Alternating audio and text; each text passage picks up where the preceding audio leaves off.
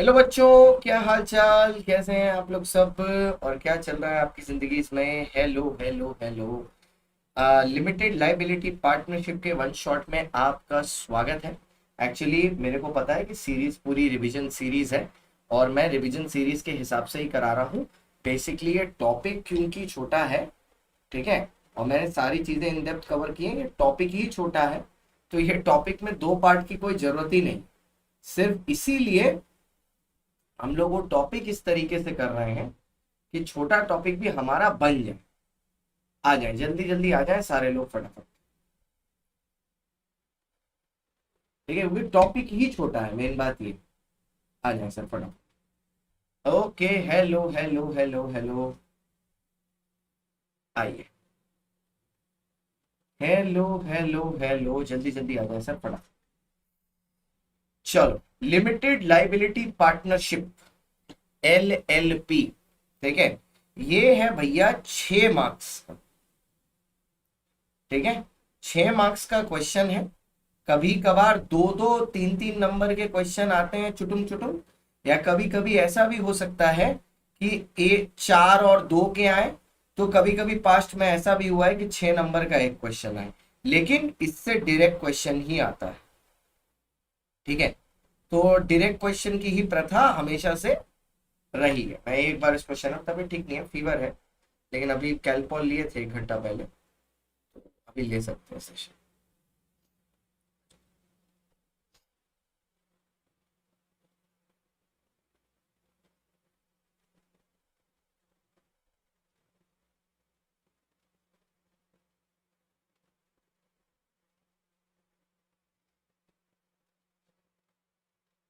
आ जाओ, आ जाओ फटाफट आ जाओ।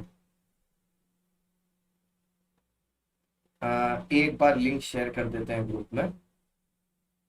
आज मैंने एक बार भी नहीं किया। कहीं नहीं। एक सेकंड, जस्ट अ सेकंड। अरे भाई, कभी कभी यूट्यूब भी पागल हो जाता है। एक बार हम लाइव चले गए तो वो लिंक अवेलेबल ही नहीं रहता है शेयरिंग के लिए। आ जाओ सर, सारे लोग आ जाओ। Good evening, good evening, good evening. आ जाओ भैया, सारे लोग वीडियो को लाइक कर दो, चैनल को सब्सक्राइब कर दो दया करके। अगर काम अच्छा लगे तो लाइक कर देना, ना अच्छा लगे तो कोई बात नहीं, अच्छा करने की और कोशिश करेंगे। आ जाइए फटाफट, आ जाइए। इसको खत्म करते हैं जल्दी जल्दी। लिंक सब जगह शेयर कर देते हैं। One shot one shot one shot. एक लेक्चर, सीधा 6 नंबर खत्म, खलास।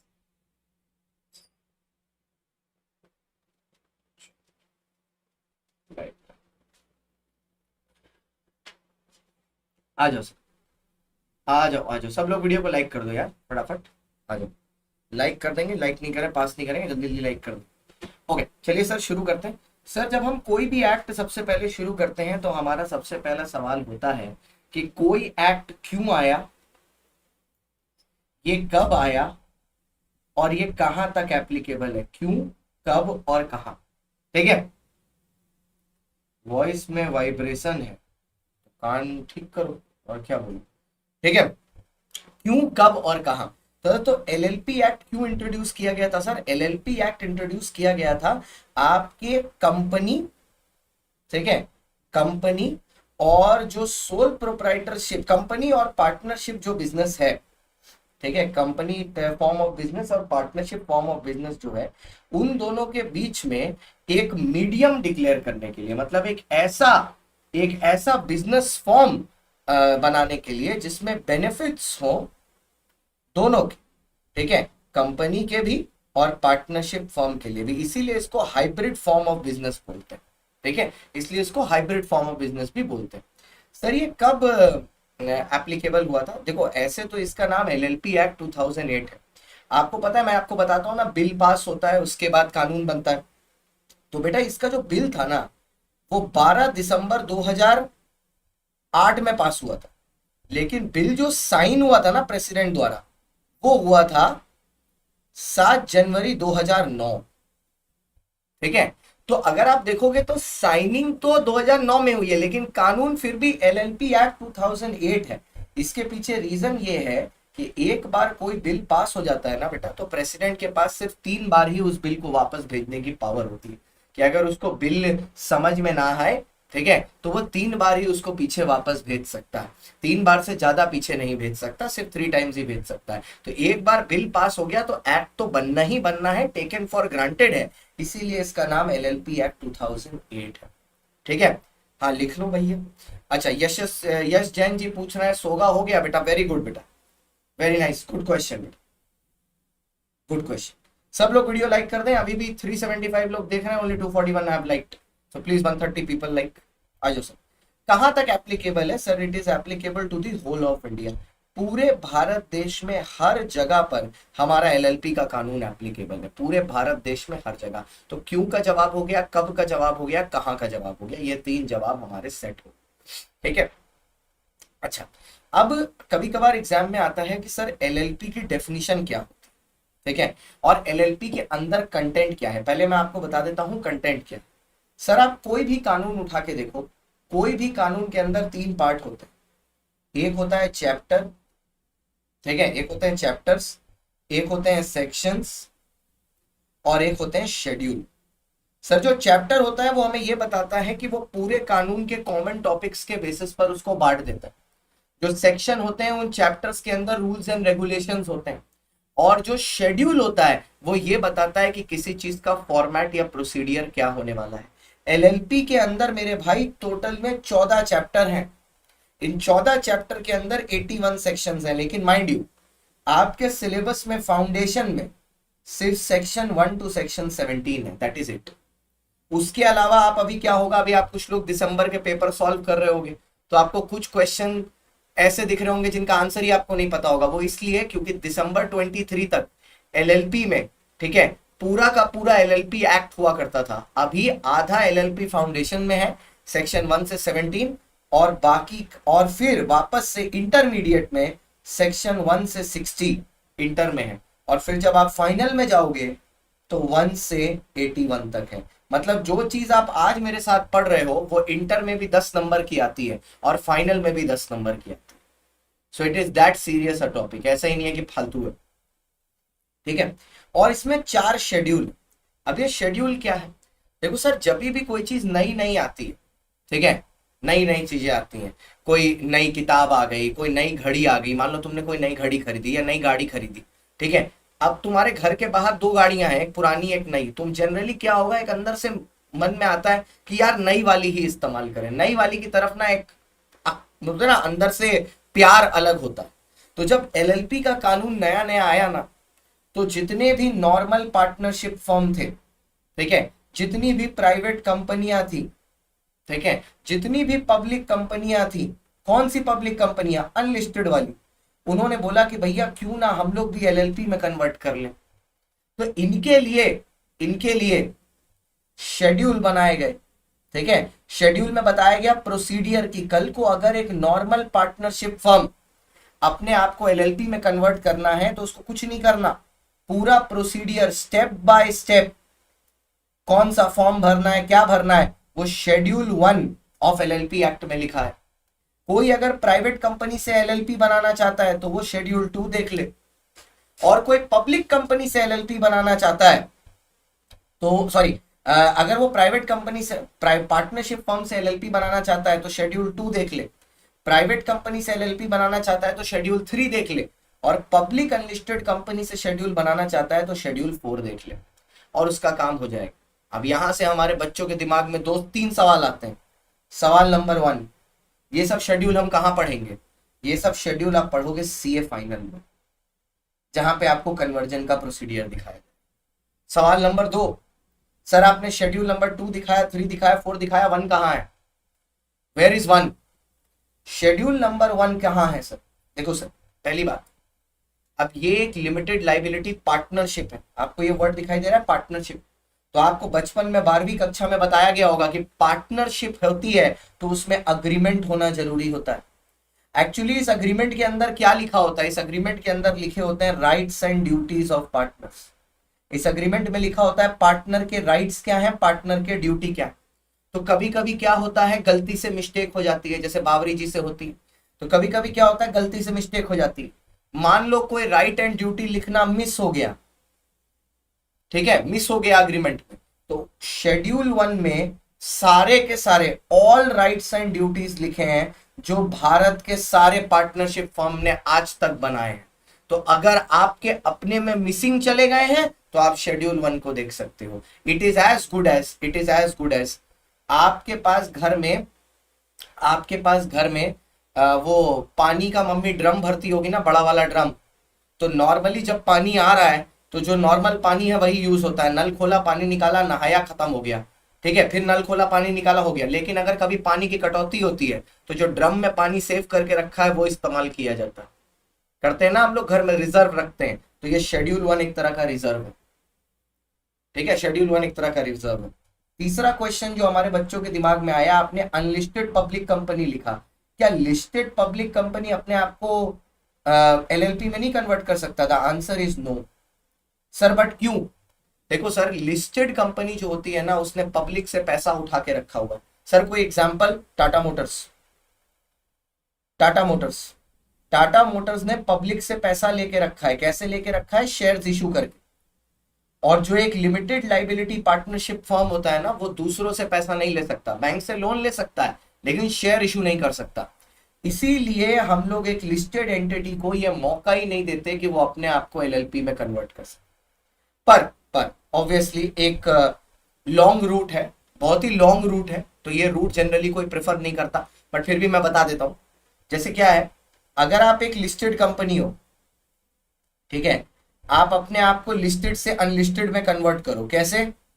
अपनी लिस्टिंग कैंसिल कर दो, अपना प्रोडक्ट, जैसे इतना आसानी से होता है ना, आप अपना प्रोडक्ट अमेजोन से हटा दो, तो आप अपने आप को अनलिस्ट कर लो, अपना प्रोडक्ट स्टॉक एक्सचेंज से हटा लो, और उसके बाद लिस्टेड से अनलिस्टेड कर लो, और उसके बाद आप अपने आप को एलएलपी में कन्वर्ट कर लो। बट भाई इन सब में ना कम से कम 6 से 8 महीना जाएगा, उससे अच्छा रात में डिसाइड करो, सुबह एक दूसरा एलएलपी खोल लो, वो ज्यादा इजी है, वो ज्यादा इजी है। रात को डिसाइड करो, सुबह एक नया एलएलपी खोल लो, वो ज्यादा इजी है। बाय बेटा लोग, ठीक है। अच्छा, अब ये तो हो गया एलएलपी के अंदर का कंटेंट। अब बात आती है डेफिनेशन। अगर एलएलपी डिफाइन करने के लिए आया तो हम लोग क्या लिखेंगे? सर जब एलएलपी डिफाइन करने के लिए आएगा तो आप ये 5 पॉइंट लिखेंगे। शेड्यूल 1 के अंदर वो राइट्स एंड ड्यूटीज लिखी होती हैं जो रेसिडुअरी है, जो दुनिया में सारे एलएलपी फॉलो करते हैं। अगर मेरे खुद के अग्रीमेंट में कोई राइट और ड्यूटी मिसिंग है तो हम वो शेड्यूल 1 में देख लेंगे और उसके हिसाब से काम करेंगे। शेयर का जिनका पैसा लिया उनका पैसा भी रिटर्न करना। सेक्शन 8 कंपनी एलएलपी में कन्वर्ट बिल्कुल नहीं हो सकती, क्योंकि वो सिर्फ प्रॉफिट के लिए काम करता है। एलएलपी सेक्शन 8 प्रॉफिट के लिए काम नहीं करता, ठीक है। ये जो है ये है डेफिनेशन। इसमें ना अगर आप देखो, इसमें 5 पॉइंटर, और ये 5 पॉइंटर ही आपकी एलएलपी की डेफिनेशन है, और ये बड़ा इजी पॉइंटर है, क्योंकि देखो सर मैं एक एक एक्सप्लेन करूंगा। सबसे पहली बात बोलता है LLP is a new form of doing legal business. Yes, legal business करने का एक सबसे नया तरीका है। नया क्यों है? क्योंकि 2008 में ही तो बना है, बाकी कंपनीज एक्ट वगैरह ये सब तो बहुत पुराने हैं, एलएलपी तो अभी अभी पैदा हुआ, ठीक है। तो it's a new form of doing legal. Legal क्यों? क्योंकि रजिस्टर्ड बिजनेस, ठीक है। दूसरा बोलता है it is an alternative corporate business vehicle. मेरी बात सुनना, ऑल्टरनेटिव वर्ड का मतलब क्या होता है? इसके अलावा, जैसे मैं जिस पे पढ़ा रहा हूं वो ये वाला आईपैड, ठीक है, इसके ऑल्टरनेटिव में मेरे पास ये भी है, तो मैं ये यूज करना चाहूंगा ये यूज करूंगा, नहीं यूज करना चाहूंगा ये वाला यूज करूंगा, तो it is called an alternative. Alternative मतलब एक चीज का दूसरा मेरे पास जो तरीका है काम करने का। So it is an alternative corporate business vehicle. Corporate business करने का, कॉर्पोरेट मतलब as a body corporate business करने का, बॉडी कॉर्पोरेट मतलब as a registered entity business करने का, ये एक नया तरीका है। Alternative corporate business vehicle. Business vehicle, vehicle का मतलब गाड़ी नहीं है, यहां पर मीडियम है, कि it is a new form of doing body corporate business in a new way, नए तरीके से, ठीक है। ऑल्टरनेट पर लिखना अपने को वर्ड यही है, ऑल्टरनेटिव कॉर्पोरेट बिजनेस व्हीकल, ठीक है, स्टाइलिश लगता है, ठीक है। नेक्स्ट, अब यहां पर जितने भी पार्टनर होते हैं एलएलपी में, अगर आप नाम देखोगे, लिमिटेड लाइबिलिटी पार्टनरशिप फर्म, ठीक है, दीदी को एलएलपी का कोई एग्जांपल चाहिए? लीजिए दीदी, 1 लाख एग्जांपल लीजिए, एलएलपी ऑपरेटिंग इन इंडिया। ये लीजिए 1 लाख एग्जांपल लीजिए आप एलएलपी के। ठीक है, 1 लाख एग्जांपल लीजिए आप एलएलपी के, सारे लिख लीजिए। ये लीजिए, अजय प्रॉपर्टीज एलएलपी, प्रीफ्री business resourcing LLP, Swiss mercantile Indian LLP, Virat promoters LLP, और चाहिए? ये देखिए लिखा। आइए, अब यहां पर क्या है सर, यहां पर जितने भी पार्टनर्स होते हैं ना, सबकी लाइबिलिटी लिमिटेड होती है। ये नॉर्मल पार्टनरशिप फर्म से अलग है। बोलो क्यों? क्योंकि नॉर्मल पार्टनरशिप फर्म में क्या होता है, पार्टनर्स की लाइबिलिटी अनलिमिटेड होती है। यहां पार्टनर्स की लाइबिलिटी लिमिटेड है। लिमिटेड वो भी क्या चीज तक? Capital contribution. कैपिटल कॉन्ट्रीब्यूशन मतलब अगर 3 पार्टनर है, मैं, राकेश कालरा और आदि सर, और हम लोगों ने तीनों ने 2-2 लाख रुपया इन्वेस्ट किया है, तो बुरे से बुरे हालत में हमारा 2-2 लाख रुपया ही डूब सकता है। घर से 1 रुपया नहीं देंगे। ठीक है, घर से 1 रुपया नहीं देंगे। नेक्स्ट, उसके बाद अब हमारी लाइबिलिटी तो लिमिटेड है एज पार्टनर्स कैपिटल तक। एलएलपी की लाइबिलिटी कहां तक है? एलएलपी की जो लाइबिलिटी है वो भी लिमिटेड है, उसके एसेट तक, एलएलपी के एसेट तक। अब एलएलपी के नाम पर, एलएलपी की बैलेंस शीट में एलएलपी के जितने एसेट होंगे उसी तक तो उसकी लाइबिलिटी लिमिटेड होगी। तो अगर पे कर पाए तो ठीक, अगर नहीं पे कर पाए तो नुकसान, क्योंकि पार्टनर अपनी जेब से तो कुछ नहीं देगा। तो आपने 4 पॉइंटर सीखे अभी तक। ठीक है, 4 पॉइंटर सीखे आपने। एक, ये new form of doing legal business है, it's an alternative corporate business vehicle. Partner की लाइबिलिटी लिमिटेड है और एलएलपी की भी लाइबिलिटी लिमिटेड है अपने एसेट तक। ठीक है, अपने एसेट तक। नेक्स्ट, ठीक है, उसके बाद आया allows the partner the flexibility of organising their internal structure. ये पॉइंट बहुत इंपॉर्टेंट है। Allows the partner the flexibility of organising their internal structure. Sir LLP में पार्टनर्स के पास फ्लेक्सिबिलिटी है। क्या चीज की फ्लेक्सिबिलिटी है मैं बताता हूं। आपके पास अग्रीमेंट है, आप अपने हिसाब से अग्रीमेंट में अपनी राइट एंड ड्यूटी लिख सकते हैं, कौन सा पार्टनर क्या करेगा नहीं करेगा। तो आपके पास भरपूर फ्लेक्सिबिलिटी। ये फ्लेक्सिबिलिटी कंपनीज एक्ट में नहीं होती, क्योंकि कंपनीज एक्ट में पहले से रूल्स एंड रेगुलेशन लिखे होते हैं। टोटल में 470 रूल एंड रेगुलेशन लिखे हैं जो आपको मानने ही मानने पड़ते हैं। तो वहां पर फ्लेक्सिबिलिटी नहीं है। लेकिन एलएलपी में फ्लेक्सिबिलिटी है, आप अपने हिसाब से अपने अग्रीमेंट में जो लिखना चाहे वो लिख सकते हैं। तो 4 वर्ड हुए, legal, alternative corporate business vehicle, limited liability, LLP liable to its asset and flexibility in ongoing operation. ठीक है, जो चेंजेस करना चाहो आप चेंजेस कर सकते। आई, अच्छा, अब जैसे हर चैप्टर के सेक्शन 2 में, ठीक है, हर चैप्टर के सेक्शन 2 में डेफिनेशंस होती हैं, तो इसमें भी डेफिनेशंस है, बट इनकी डेफिनेशंस थोड़ी चिंदी टाइप की। इसमें से कुछ कुछ ऐसी डेफिनेशन है जो आप देख सकते हो, इंपॉर्टेंट है, बाकी सब थोड़ी चिंदी है, उनको भी हम बात करते चले। जैसे सबसे पहले डेफिनेशन आती है बॉडी कॉर्पोरेट। माइंड यू, पहले ध्यान से सुनना, बॉडी कॉर्पोरेट क्या होता है ये सेक्शन 2D में बताया गया है एलएलपी के, और एलएलपी एक बॉडी कॉर्पोरेट है, ये बात एलएलपी के सेक्शन 3 में बताई गई है। फिर से बोल रहा हूं, आस्ते बोल रहा हूं, बॉडी कॉर्पोरेट क्या होता है वो एलएलपी के सेक्शन 2D में बताया गया है, definition that what is a body corporate. ठीक है, और एलएलपी एक बॉडी कॉर्पोरेट है, ये बात सेक्शन 3 में बताई, ये एलएलपी भी एक बॉडी कॉर्पोरेट। तो एक्चुअली में बॉडी कॉर्पोरेट होता क्या है? Any registered entity. तो अगर एक एलएलपी जो इंडिया में रजिस्टर्ड है वो भी बॉडी कॉर्पोरेट है, तो अगर कोई एलएलपी जो इंडिया के बाहर रजिस्टर्ड है वो भी बॉडी कॉर्पोरेट है। अगर कोई कंपनी इनकॉर्पोरेटेड है इन इंडिया वो भी बॉडी कॉर्पोरेट है, आउटसाइड इंडिया है तो भी बॉडी कॉर्पोरेट है। लेकिन एक कॉर्पोरेशन सोल, मतलब एक सोल प्रोप्राइटर, क्या एक सोल प्रोप्राइटर बॉडी कॉर्पोरेट है? The answer is no. क्या एक कोऑपरेटिव सोसाइटी बॉडी कॉर्पोरेट है? The answer is no. ठीक है, मतलब कहने का क्या है, सोल प्रोप्राइटर बॉडी कॉर्पोरेट नहीं होता, प्लस कॉर्पोरेटिव सोसाइटी नहीं होती। What is a corporative society? Sir self help group. ठीक है, सेल्फ हेल्प ग्रुप वो होता है corporative society, self help group. ठीक है, आपने बचपन में 12वीं कक्षा में पढ़ा होगा, जहां पर मेंबर्स साथ में मिलके अपने ही मेंबर्स की भलाई के लिए कम्युनिटी खोलते हैं। ठीक है, जैसे खतरी कोऑपरेटिव बैंक, एक बैंक है खतरी कोऑपरेटिव बैंक, तो वही ये क्या बोलते हैं, वो भी अपना इसके अंदर आ जाए, वो कभी भी बॉडी कॉर्पोरेट नहीं माना जाता, क्योंकि वो एक कोऑपरेटिव सोसाइटी और वो कॉर्पोरेटिव सोसाइटीज एक्ट में रजिस्टर्ड। उसके अलावा हाँ, चिट फंड वगैरह हो गया कोऑपरेटिव वाले, वो भी हो जाएगा। ठीक है, कोऑपरेटिव सोसाइटी वो भी हो जाएगा। तो हमने क्या सीखा सर, एलएलपी जो है वो इन इंडिया रजिस्टर्ड है तो भी चलेगा, एलएलपी अगर आउटसाइड इंडिया है तो भी चलेगा। ठीक है, वो भी बॉडी कॉर्पोरेट है। कंपनी इन इंडिया है तो भी बॉडी कॉर्पोरेट है, कंपनी आउटसाइड इंडिया है तो भी बॉडी कॉर्पोरेट है। ठीक है, लेकिन सोल कॉर्पोरेशन और कॉर्पोरेटिव सोसाइटी बॉडी कॉर्पोरेट नहीं। पीएफआई बॉडी कॉर्पोरेट है, इट्स अ कंपनी।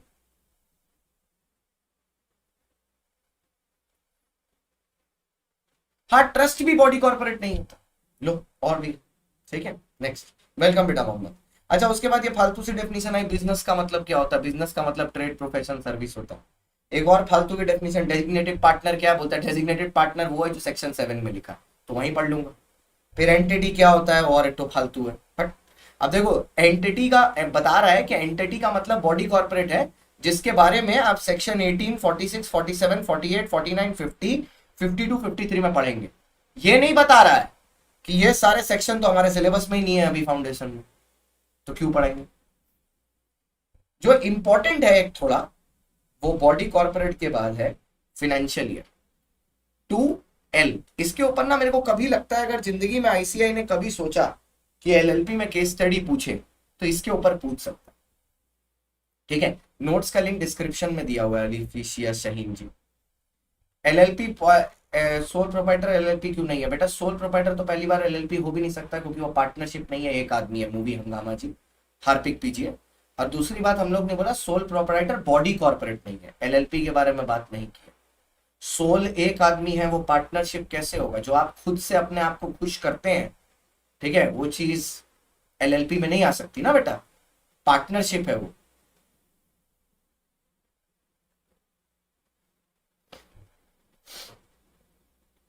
आइए, गजब आदमी है। अच्छा, अब यहां पर कहानी क्या है सब, ठीक है, if an LLP is registered, अगर एक एलएलपी ने अपने आप को रजिस्टर कराया आफ्टर 30 सितंबर, आफ्टर 30 सितंबर, ठीक है, तो आफ्टर 30 सितंबर कौन सा डेट आता है बेटा, 1 अक्टूबर। ठीक है, लेट्स से ये 1 अक्टूबर 2025 है, तो इसका फाइनेंशियल ईयर खत्म कहां होगा पता है, नॉर्मली होना चाहिए था 31/3/26, बट नहीं, फाइनेंशियल ईयर खत्म होगा 31/3/27। प्रोविजन ये बोलता है कि if an LLP has been incorporated after 30th of September, the key word is after 30th September, तो उसका फाइनेंशियल ईयर, उसके पास चॉइस है कि वो नेक्स्ट फॉलोइंग ईयर पे खत्म करेगी जाके, मतलब instead of 31/3/27, 31/3/26, it will and on 31/3/27, the very next. लेकिन ये सिर्फ अकाउंटेंसी के पर्पस के लिए होगा, इनकम टैक्स में जो पीरियड रहता है वही माना जाएगा।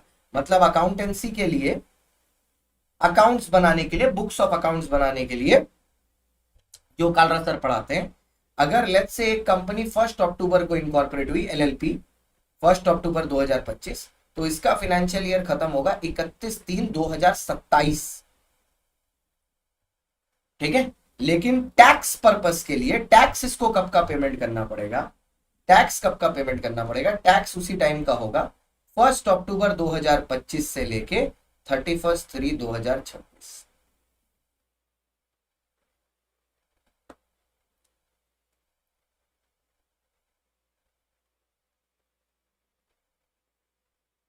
इधर भी देखो ना दीदी, ठीक से देखो ना दीदी। आइए, इसे क्लियर सा, आफ्टर 31st, तो यहां पर फिर टैक्स के केस में हमको 8 महीना की इनकम पर भी टैक्स देना पड़ेगा। बट ये वाला प्रोविजन सिर्फ टैक्स में है, ये अकाउंट्स में नहीं है। ठीक है, अकाउंट्स में आप चाहो तो आप 1 साल और गैप लेके अगले साल जाके खत्म कर सकते हो, that option is there. But याद रखना सर, दिस इज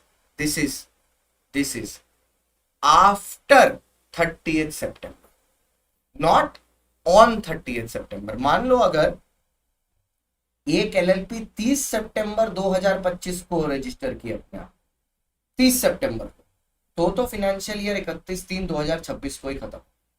बस एक दिन का अगर डिले हो गया, 1 अक्टूबर 2025 हो गया, तो आपको बेनिफिट मिल जाएगा 31/3/2027। ठीक है, लेकिन भाई वही बात है, याद रखना ये वाला तो कंपलसरी है, आपको टैक्स पर्पस के लिए तो आने वाले ईयर में ही खत्म होना पड़ेगा, ये वाला ऑप्शनल। अब एलएलपी अगर बोल दे नहीं नहीं नहीं भाई हमको एक्स्ट्रा ईयर नहीं चाहिए, हम सामने वाले ईयर में ही खत्म करेंगे, हम बना लेंगे किताब, कोई दिक्कत नहीं है, तो ठीक है बना लो। बिकॉज ये एक मे है, इफ यू नोटिस यहां पर एक वर्ड लिखा है मे, मतलब इट इज एन ऑप्शन। ठीक है, कंपल्शन नहीं है, इट्स अ मे। ठीक है, कर सकते हैं नहीं भी कर सकते, 2 महीना फिर पर भी टैक्स देना होगा। हाँ अंजलि खतरिया जी, ठीक है। अच्छा sir, what is a foreign LLP? जैसे एक फॉरेन कंपनी होता है sir, foreign LLP means an LLP which is registered outside India, जो भारत के बाहर रजिस्टर्ड। ठीक है, और जो भारत में बिजनेस कर रहा है, मतलब registration outside India, register outside India, register है outside India but business in India, but does business in after 2000। अरे कैप्टन भाई ये 2019 कहां से आ गया भाई? आप ऐसे सवाल पूछते हैं ना भैया, हम कंफ्यूज हो जाते हैं कि क्या जानना क्या चाहते हैं आप थोड़ा लिखने के बाद अपने आप को टेस्ट किया करिए कि आप जो लिख रहे हैं वो क्यों लिख रहे हैं, सोचा करिए इस बारे में। But does business in India,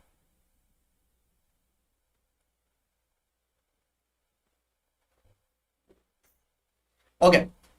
फिर आ गया सर फालतू डेफिनेशन का, एक लिमिटेड लाइबिलिटी पार्टनरशिप में एक लिमिटेड लाइबिलिटी पार्टनरशिप अग्रीमेंट होता है जिसके अंदर ड्यूटीज लिखी होती है, ऐसा लग रहा है हमें पता ही नहीं था। पर फिर बोलते हैं पार्टनर क्या है? पार्टनर मतलब जो एलएलपी में पार्टनर, क्या गजब डेफिनेशन।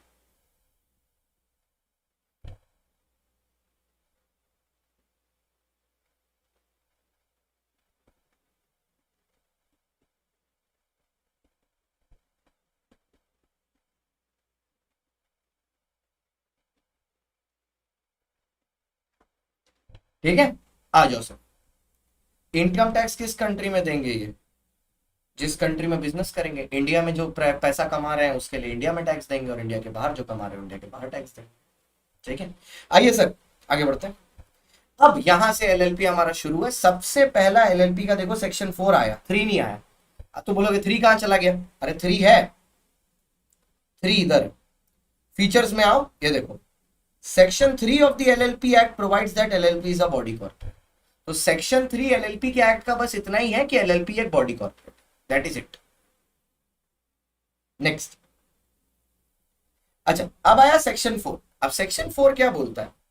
ठीक है, कि देखो जैसे एलएलपी एक्ट है वो भी पार्टनरशिप है, ठीक है, और इंडियन पार्टनरशिप एक्ट भी पार्टनरशिप है। तो दोनों में बच्चा कंफ्यूज हो सकता है ना कि पार्टनरशिप पार्टनरशिप है। जैसे हमारा एक रैंकर था, ठीक है, एक रैंकर था, उसका नाम था अक्षत, अक्षत शर्मा, वो रैंकर था। तो एक और अक्षत शर्मा भी है हमारे पास, इसी चैट में होगा शायद, वो गू है। तो दोनों अक्षत शर्मा एक जैसे नहीं हो सकते ना, वो रैंकर है ये गोबर है। बट अब जब हम अक्षत शर्मा बोल रहे, बच्चा कंफ्यूज हो सकता है कि स्टार अक्षत शर्मा की गोबर अक्षत शर्मा, किसके बारे में बात कर। तो ऐसे केस में क्लैरिटी देने के लिए यह बोला गया कि एज पर सेक्शन नंबर 4, ठीक है, इंडियन पार्टनरशिप एक्ट 1932 के जो भी प्रोविजन है वो एलएलपी एक्ट पर अप्लाई नहीं करते। मतलब पार्टनरशिप एक्ट 1932 अलग चलेगा और एलएलपी एक्ट अलग चलेगा। एलएलपी को पार्टनरशिप एक्ट 1932 के प्रोविजन मानने की कोई जरूरत नहीं। ठीक है, मतलब जो स्टार वाला अक्षत शर्मा है वो अक्षत शर्मा ठीक है, और जो गु वाला अक्षत शर्मा है वो उसके मम्मी पापा के पुराने जन्मों के कर्म का नतीजा है। बस क्या कर सकते। आइए पार्टनर्स, अब आया सेक्शन नंबर 5। सर एलएलपी में पार्टनर कौन बन सकता है? ठीक है, एलएलपी में पार्टनर कौन बन सकता है? ठीक है सर, एलएलपी में पार्टनर कोई भी बन सकता है। एक इंडिविजुअल भी एलएलपी में पार्टनर बन सकता है, एक बॉडी कॉर्पोरेट भी एलएलपी में पार्टनर बन सकता है। एनीवन कैन बी अ, एक इंडिविजुअल भी बन सकता है, एक ठीक है, एक इंडिविजुअल भी बन सकता है और एक बॉडी कॉर्पोरेट भी बन सकता है। ठीक है, दोनों में से कोई भी बन सकता है। बॉडी कॉर्पोरेट मतलब क्या, एक कंपनी एक एलएलपी में पार्टनर बन सकती है? The answer is yes. लेकिन कौन नहीं बन सकता?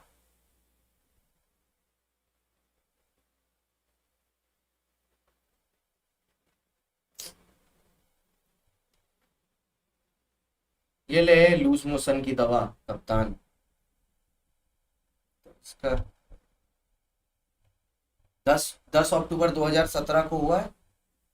31/3/2019 में जाके यहाँ पर बनेंगे फाइनेंशियल स्टेटमेंट, और 19 का ईयर खत्म होगा जाके 31/3/2020 में। इसके बाद तो साइकिल ठीक हो ही जाएगा, जैसा हर बच्चा पैदा होने के बाद ठीक हो जाता है तुमको छोड़ के। कौन पार्टनर नहीं बन सकता एलएलपी? सर कोई भी पार्टनर बन सकता है एलएलपी में, खाली यूयूआई नहीं बन सकता। यूयूआई मतलब ऐसा आदमी एलएलपी में पार्टनर नहीं बन सकता जो अनसाउंड माइंड का है, जो पागल है, जैसे कि कैप्टन अक्षत शर्मा, ये लोग बेवड़े पागल, लेकिन आदमी देख के बोल देगा गधा है वैसा, तो ये लोग पार्टनर नहीं बन सकता।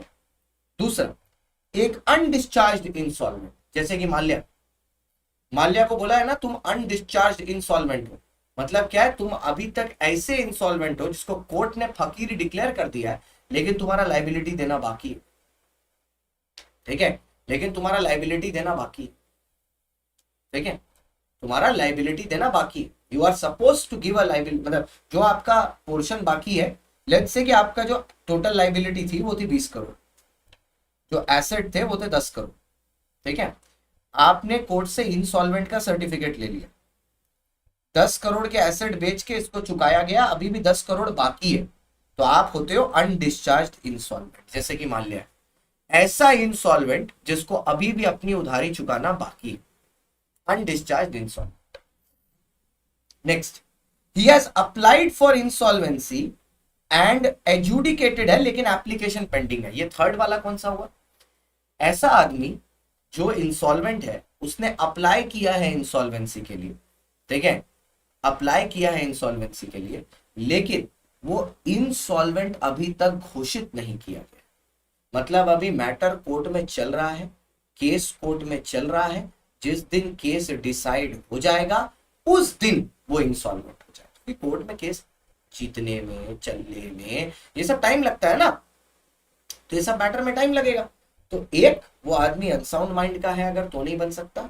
दूसरा, अगर वो अनडिस्चार्ज इंसॉल्वेंट है तो नहीं बन सकता, या अगर वो एक ऐसा इंसॉल्वेंट है जिसका एप्लीकेशन पेंडिंग है तो भी वो नहीं बन सकता, यूयूआई। अब इसमें देखो माइनर लिखा नहीं है, बट वो कॉमन सेंस है कि एक माइनर भी एलएलपी में पार्टनर नहीं बन सकता, क्योंकि माइनर क्या है, कोई भी रजिस्टर्ड बॉडी में, ठीक है, रजिस्टर्ड बॉडी कॉर्पोरेट में माइनर के गंदे हाथ नहीं पड़ सकते। माइनर गंदा माना जाता है, उसके पास कैपेबिलिटी नहीं होती किसी भी कॉन्ट्रैक्ट को पूरा करने की, इसलिए माइनर कहीं भी नहीं आ सकता। अब रोहालिया जी मेरी बात सुनते ही नहीं है। सेक्शन नंबर ये जो है वो बता रहा है पार्टनर कौन है, partner means a partner of the LLP. अब वो पूछ रहे हैं 5 है या वो, अरे भाई 5 में बताया गया कौन बन सकता है पार्टनर, उसके अंदर क्या एलिजिबिलिटी होनी चाहिए। तो हमने बोला कोई इंडिविजुअल भी बन सकता है, कोई बॉडी कॉर्पोरेट भी बन सकता है, बस 3 लोग नहीं बन सकते। एक, जो आदमी पागल है तुम लोग की तरह। दूसरा, वो आदमी जो अनडिस्चार्ज इंसॉल्वेंट है, जिसने कोर्ट ने एप्लीकेशन दिया, कोर्ट ने एप्लीकेशन पर नोटिस दिया, सर्टिफिकेट दिया, उसके एसेट बेच के लाइबिलिटी चुकाई, लेकिन पूरी लाइबिलिटी पे नहीं हुई है। और तीसरा है जिसका एप्लीकेशन पेंडिंग है, उसने कोर्ट में अप्लाई किया है कि मेरे को इंसॉल्वेंसी का सर्टिफिकेट दो, हियरिंग अभी बाकी है, वो भी नहीं बन सकता। ठीक है, आइए। जिस दिन वो फुल पेमेंट कर देगा, सेकंड वाले का बात कर रहा हूं, जिस दिन फुल पेमेंट कर देगा उसके दिमाग से, उसके सामने से, उसके इज्जत से इंसॉल्वेंट का धब्बा हट जाएगा, तब वो पार्टनर बन सकता है। आ जाते हैं वापस। Minimum number of partner, section number 6। Sir एक एलएलपी को मिनिमम 2 पार्टनर चाहिए, एक एलएलपी को मिनिमम 2 पार्टनर चाहिए, ठीक है, 2 पार्टनर मिनिमम है। सर मैक्सिमम में कोई, ठीक है, मैक्सिमम में कोई, मैक्सिमम कुछ भी नहीं, maximum there is no limit,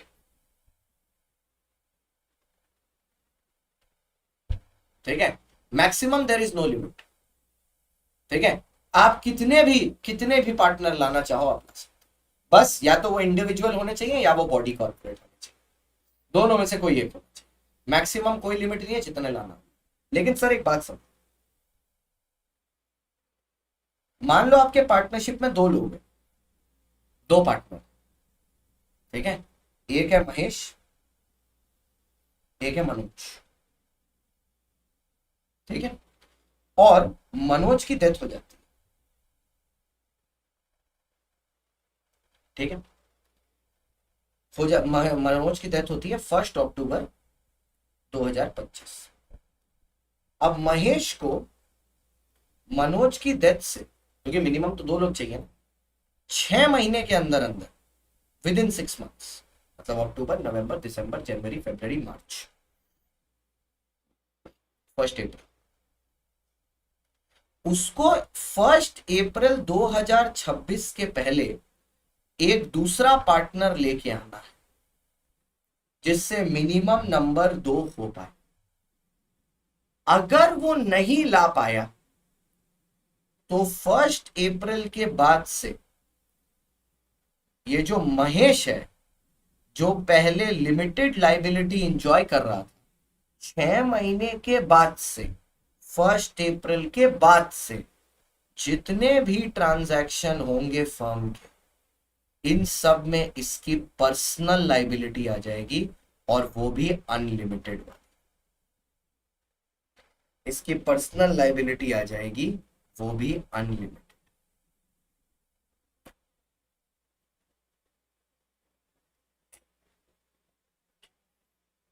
लेकिन 6 महीने बाद से, मतलब 1 अप्रैल के बाद से। अब एक क्वेश्चन आता है बच्चे का कि सर मान लीजिए 6 महीने के बाद 2 साल तक ऐसे ही चला, और उसके बाद महेश दूसरा पार्टनर ले आया, तो जिस दिन लाया उस दिन से वापस से लिमिटेड हो जाएगी लाइबिलिटी। लेकिन उतना पीरियड, 6 महीने के बाद का पीरियड से जब तक वो दूसरा पार्टनर लाए, उस पीरियड में लाइबिलिटी अनलिमिटेड ही रहेगी। That is section number 6। नहीं लाया तो हमेशा अनलिमिटेड, 6 मंथ्स के बाद से, जिस दिन लाएगा 6 महीने के बाद वापस लिमिटेड। ओके, यस तनु, यस, यस तनु, यस, यस तनु, यस। सर जैसे कंपनी को चलाने के लिए कंपनी में डायरेक्टर होते हैं ना, जैसे कंपनी को चलाने के लिए कंपनी में डायरेक्टर होते हैं, वैसे ही एलएलपी को चलाने के लिए एलएलपी में डेजिग्नेटेड पार्टनर, जिनको बुलाते हैं डीपी, ठीक है। एलएलपी एसोसिएशन नहीं है, वो बॉडी कॉर्पोरेट है। जिसने तुमको बताया ना एलएलपी एसोसिएशन है, पहले उसका गला दबाओ और फिर अपना भी दबवा लेना। It's a body corporate, it's not an association.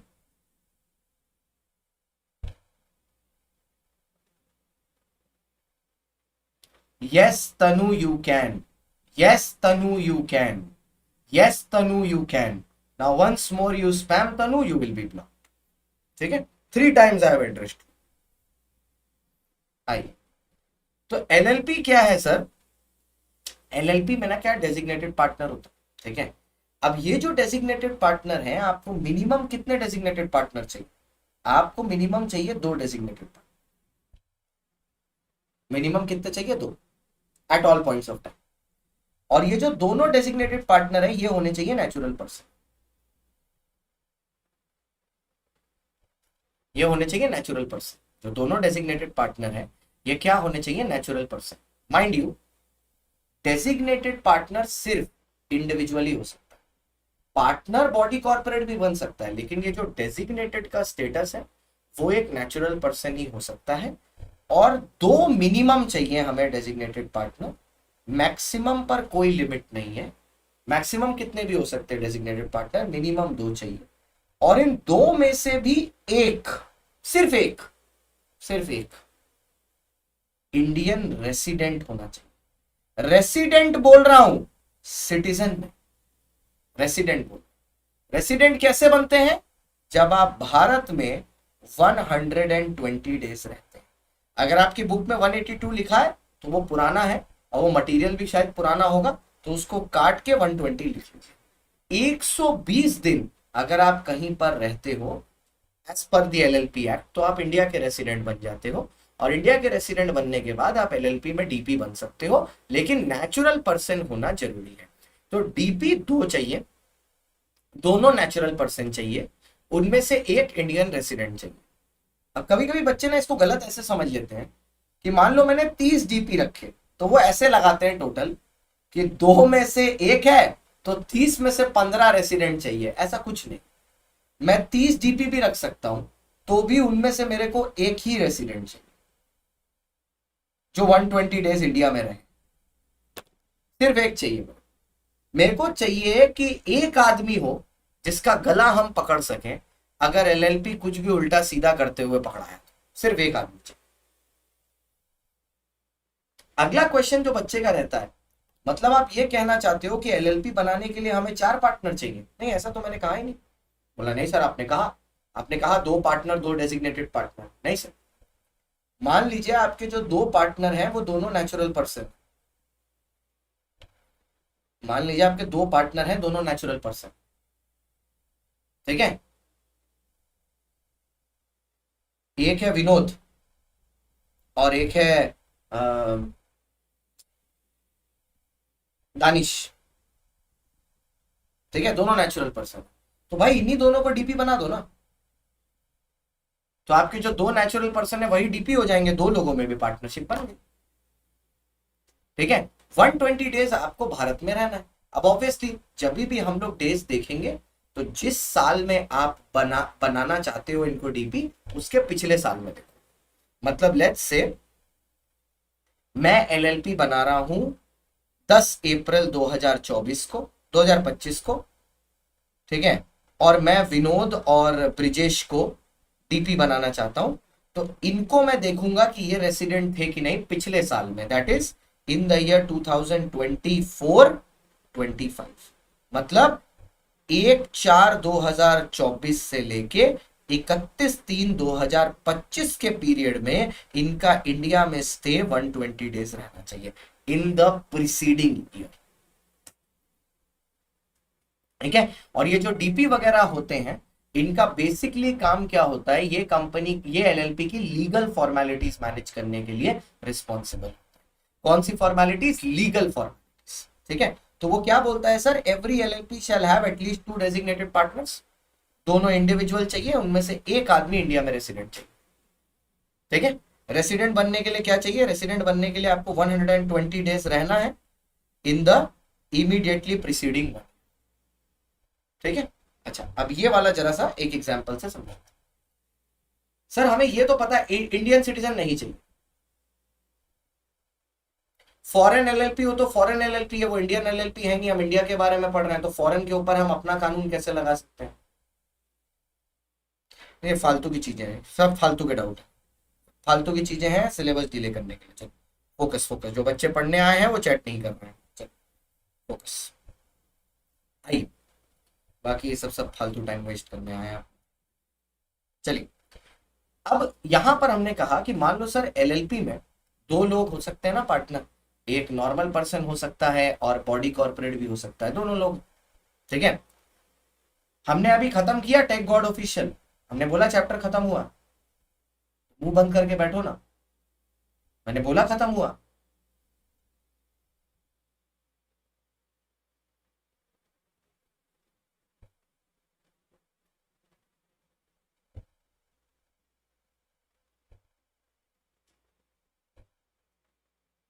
अगर हम मार्च में बना रहे हैं,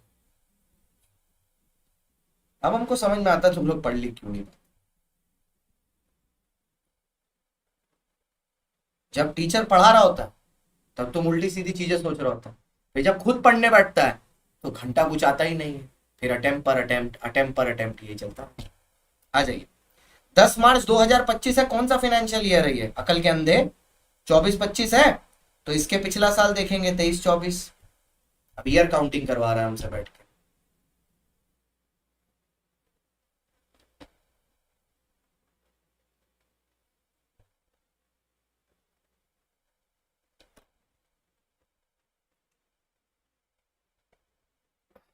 है ना सर? दो एलएलपी, ठीक है।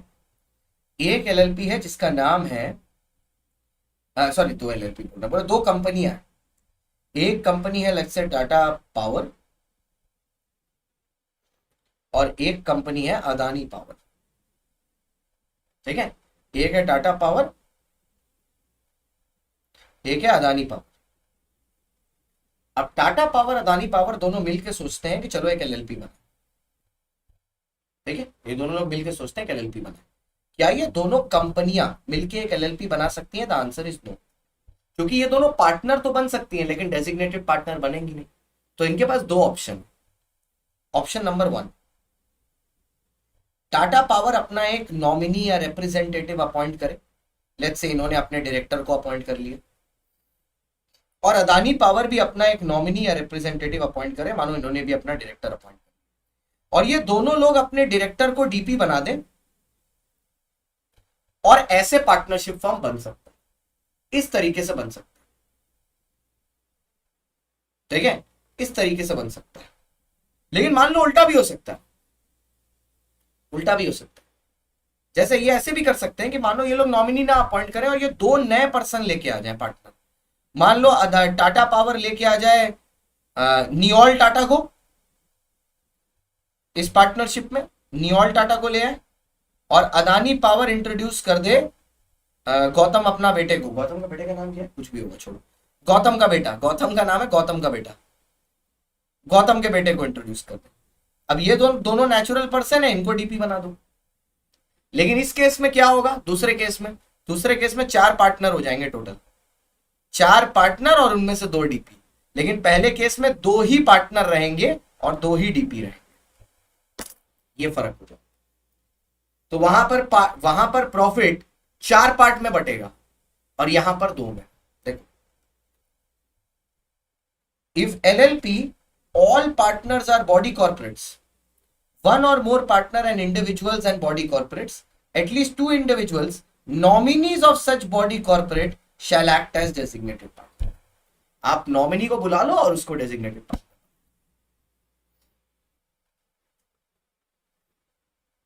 ठीक है। अच्छा, अब आते हैं फीचर्स में, ठीक है। अच्छा, सबसे पहला हो गया LLP is a body corporate, ये तो पहले डिस्कस कर लिया कि सेक्शन 3 बोलता है that LLP is a body corporate. अगला आया परपेचुअल सक्सेशन। सर एलएलपी में भी परपेचुअल सक्सेशन होता है, क्यों? क्योंकि सर मेंबर आएंगे, मेंबर चले जाएंगे, उससे एलएलपी को कोई फर्क नहीं पड़ेगा। अगर पार्टनर मर भी गए, इंसॉल्वेंट भी हो गए, एलएलपी चलता रहे, ठीक है। फिर आया सेपरेट लीगल एंटिटी, ठीक है। अब सेपरेट लीगल एंटिटी क्या है? सेपरेट लीगल एंटिटी का मतलब है कि एलएलपी और उसके पार्टनर, ठीक है, एलएलपी और उसके पार्टनर 2 जिस्म एक जान, ठीक है। ऐसा नहीं है, वो पार्टनरशिप में होता है। यहां पर एलएलपी और उसके पार्टनर में सेपरेट लीगल एंटिटी है, ठीक है, सेपरेट लीगल एंटिटी, ठीक है, सेपरेट लीगल एंटिटी। अब देखो सर, आपने एक चीज नोटिस किया है, नीट आईटी जेई का जो बच्चा लोग होता है वो सीए के कुछ बच्चों से थोड़ा ज्यादा स्मार्ट होता है। उसका पता है रीजन क्या है? मैं बताता हूँ रीजन क्या है, सुनिएगा ध्यान से। आईटी जेई नीट का जो बच्चा होता है ना, उसको तुम कभी बोलो कि जो आदमी खुद आईटी जेई नीट क्रैक नहीं किया है, उससे बात करने में अपना टाइम वेस्ट करे, वो जीवन में नहीं करेगा। उसको कोई एडवाइस दे रहा होगा ना, वो पहले पूछेगा भाई तेरा क्लियर हुआ है, तो फिर ज्ञान क्यों पेल रहा है? तो सीधा बात ये पूछेगा। सीए का बच्चा क्या है पता है? वो सबसे एडवाइस लेगा, चैट में एक आदमी बाबा बन के दूसरे को बता रहा है, उसका खुद अटेम्प्ट चल रहा है चौथा या तीसरा, लेकिन बाबा बन के बैठा है। ठीक है, जो बच्चा 40 लाख के खुद यूट्यूब पर 40 लाख के लॉ पास किया है, वो यूट्यूब पर चैनल बना लिया है अपना, एडवाइस दे रहा है बाकी सबको, और बाकी गधे की तरह ताली बजा रहे हैं उसमें बैठ के।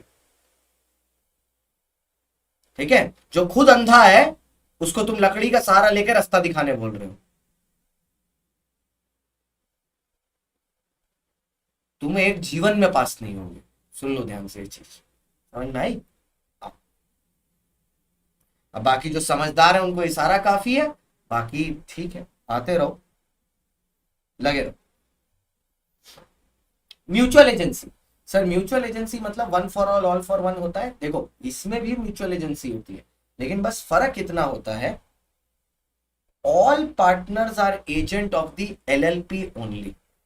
ठीक है, all partners are the agent of the LLP. Partner दूसरे पार्टनर का एजेंट नहीं है, पार्टनर सिर्फ एलएलपी का एजेंट है। ठीक है, पार्टनर सिर्फ एलएलपी का एजेंट, दूसरे पार्टनर्स का एजेंट नहीं है। Partner is the agent of other एलएलपीज, that's it, nothing else. ठीक है, मतलब क्या है सर, इसका एक अगर एग्जांपल से बोलूं, मान लो हम लोग 3 पार्टनर हैं पार्टनरशिप फर्म में। ठीक है, और मैंने कोई एक्टिविटी की जिसकी वजह से लॉस हो जाता है, तो ये लॉस एलएलपी का जो बैंक अकाउंट है ना, एलएलपी का जो अकाउंट है बैंक में, उससे पे किया जाएगा, ना कि बाकी पार्टनर्स से। अगर ये एक नॉर्मल पार्टनरशिप फर्म होता तो बाकी पार्टनर्स देते। सर की बात दिल पे नहीं लेते, लिए होते तो पास हो जाते। चलो नेक्स्ट आया एलएलपी एग्रीमेंट। अब एलएलपी एग्रीमेंट जो होता है, इसमें क्या है, पार्टनर साइन करते हैं। ठीक है, तो इसमें mutual rights and duties of partners दिए रहते हैं, which are governed by the LLP act. Artificial legal person, sir क्योंकि LLP is a registered body, जैसे ही एलएलपी रजिस्टर्ड होता है वो अपने नाम पर प्रॉपर्टी खरीद सकता है, बेच सकता है, सब कुछ कर सकता है, लेकिन क्या नहीं कर सकता पता है, शादी नहीं कर सकता, बच्चे नहीं पैदा कर सकता, ओथ नहीं ले सकता, ये सब काम नहीं कर सकता।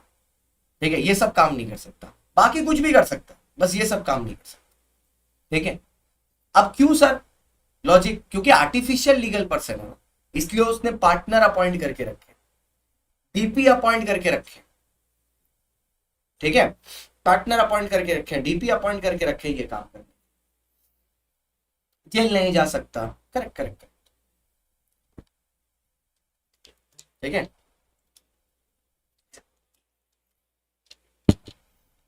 नेक्स्ट फिर आया सर कॉमन सील। अब आया कॉमन सील। ठीक है, कॉमन सील का मतलब होता है सिग्नेचर ऑफ द एलएलपी। ठीक है, कॉमन सील का मतलब होता है signature of the LLP. LLP document को साइन करता है। ठीक है, एलएलपी डॉक्यूमेंट को साइन करता है। ठीक है, अब एलएलपी खुद तो पेन पकड़ के साइन कर नहीं सकता, तो एलएलपी के बिहाफ पर अगर कोई 2 डेजिग्नेटेड पार्टनर ने कोई डॉक्यूमेंट को साइन कर दिया तो हम लोग मान लेंगे that it is a legal document. अगर एलएलपी के बिहाफ पर 2 डेजिग्नेटेड पार्टनर ने उसको साइन कर दिया, हम लोग मान लेंगे कि document is a legal document. ठीक है, yes you can directly sue the LLP. ठीक है, you can directly sue the LLP. अच्छा, अब आया sir limited liability. Limited liability मतलब हर पार्टनर की लाइबिलिटी लिमिटेड है एलएलपी में। Limited up to what? Limited up to capital contribution. Limited up to capital contribution. Let's say अगर 3 partner ने 3-3 लाख रुपए लगाया है, डेजिग्नेटेड का मतलब थोड़ा सा पीछे बढ़ा लीजिए, आपको पता चल जाएगा, क्लास थोड़ी पीछे कर लीजिए। ठीक है, कैपिटल कंट्रीब्यूशन में कंट्रीब्यूशन का मतलब क्या है, जितना पैसा लगाया है। तो अगर तीनों पार्टनर ने 2-2 लाख रुपए लगाया है, बुरी से बुरी हालत में मेरा कितना डूब सकता है? 2 लाख। ठीक है, अभी यहां पर कोई किसी ने बोला कि यहां पर साइन एक डेजिग्नेटेड पार्टनर एक सीएस कर ले, कंपनी सेक्रेटरी का कोई कॉन्सेप्ट नहीं होता है एलएलपी में, क्योंकि बेवकूफ आदमी उसका नाम कंपनी सेक्रेटरी है और ये एलएलपी चल रहा है। तो कंपनी सेक्रेटरी एलएलपी में क्या करेगा? एलएलपी सेक्रेटरी तो है नहीं। अरे बच्चों का दिमाग भी दुनिया से अलग है। मैनेजमेंट ऑफ बिजनेस, देखो सर, ऐसे तो हर पार्टनर एंटाइटल्ड है कि बिजनेस में पार्टिसिपेट करे, लेकिन रिस्पॉन्सिबिलिटी किसके कंधे पर है? कि अगर कल को कोई लीगल पेपर वर्क या लीगल कंप्लायंस पूरा नहीं हुआ तो डंडा किसको मिलेगा? वो पार्टनर जो एक्स्ट्रा सैलरी विड्रॉ कर रहे हैं, डेजिग्नेटेड पार्टनर। हाँ सर, डेजिग्नेटेड पार्टनर को एक्स्ट्रा सैलरी मिलती है, हाँ। प्रॉफिट शेयरिंग रेशियो में भी बोनस मिलता है उनको, क्योंकि वो पार्टनरशिप फर्म की रिस्पॉन्सिबिलिटी है उनके लिए काम करना, उसके लिए उनको बोनस मिलता है। ठीक है, अच्छा। अब आया minimum and maximum number of partners. Sir minimum number of partner है 2, मैक्सिमम पे नहीं है कोई लिमिट। ठीक है, मिनिमम 2 पार्टनर, मैक्सिमम जितना टाइम चाहो उतने पार्टनर हो सकते हैं। ठीक है, ये सबसे ज्यादा इंपॉर्टेंट है। ठीक है, एलएलपी सिर्फ और सिर्फ प्रॉफिट के लिए ही काम कर सकता है। एलएलपी कभी भी नॉन प्रॉफिट वाला कोई काम नहीं करेगा।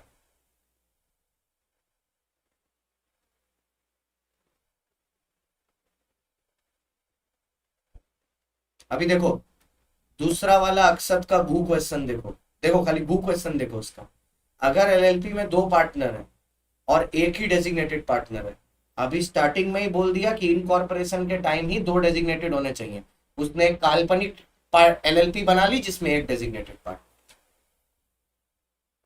सुनने के आजकल के लड़का लड़की लोग सुनना ही नहीं चाहते हैं, पहले बकना है इन्हें, सुनना है ही नहीं, बोलना है।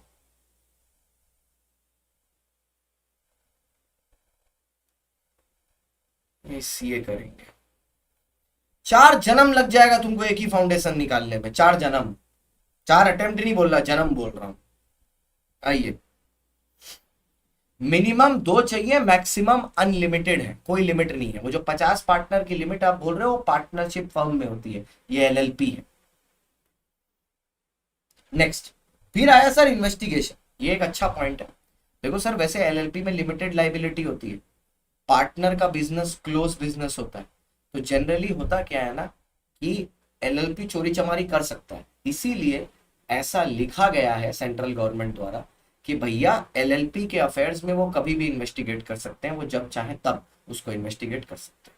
कॉम्प्रोमाइज और अरेंजमेंट का मतलब है कि जब 2 एलएलपी साथ में मिलकर एक तीसरा एलएलपी बना सकते हैं, the answer is yes. Conversion into LLP अभी पीछे बताया था कि सर अगर एक प्राइवेट कंपनी चाहे वो भी एलएलपी में कन्वर्ट हो सकती है, अनलिस्टेड पब्लिक कंपनी चाहे वो भी कन्वर्ट हो सकती है, अगर एक पार्टनरशिप फर्म चाहे तो वो भी कनेक्ट हो सकती है। ठीक है, नेक्स्ट, फिर आया ई फाइलिंग ऑफ डॉक्यूमेंट्स। सर ये एलएलपी के जितने भी डॉक्यूमेंटेशन होती है ना, ये सब आप सीए फाइनल सीए इंटर में पढ़ोगे, ये सारी डॉक्यूमेंटेशन ऑनलाइन होती है। यहाँ कोई ऐसा ऑफिस नहीं है जहां जाके आप बाहर खड़े हो जाएंगे। मैंने बोला था एक डेजिग्नेटेड पार्टनर रख सकते हैं, भाई सुन, जहां पर मैंने बोला वो क्लिप काट के मेरे को दिखा दे, मैं कल रिजाइन कर दूंगा पढ़ाने से। दिखा,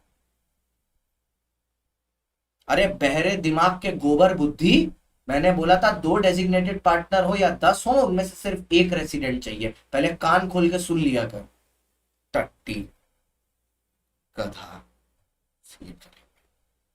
तो एमसीए की जो ऑफिशियल वेबसाइट होती है, उस ऑफिशियल वेबसाइट में ही सारे डॉक्यूमेंटेशन सबमिट होते हैं, all of them are submitted there.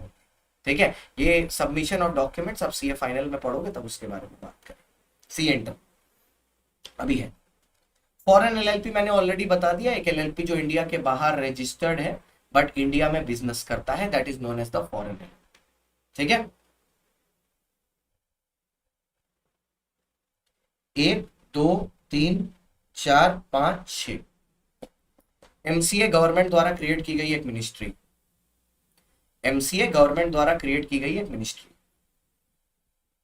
ठीक है, अच्छा, अब एडवांटेजेस क्या है एलएलपी के सर? बहुत सिंपल है सर, एलएलपी बनाना भी आसान है, बंद करना भी आसान है। It is easy to form, ठीक है, it is easy to dissolve. बनाना भी आसान है, डिसॉल्व भी करना आसान। सारे पार्टनर की लिमिटेड लाइबिलिटी, कहां तक? अपने कैपिटल तक। ठीक है, फ्लेक्सिबल कैपिटल स्ट्रक्चर है। फ्लेक्सिबल क्यों? जो पार्टनर जितना पैसा लाना चाहे उतना कैपिटल में ला सकता है, अगर म्यूचुअली बाकी पार्टनर अग्री कर रहे हैं तो। मतलब अगर मैं, कालरा सर और शिवानी मैम है, कालरा सर बोलते हैं मैं 2 लाख लाऊंगा,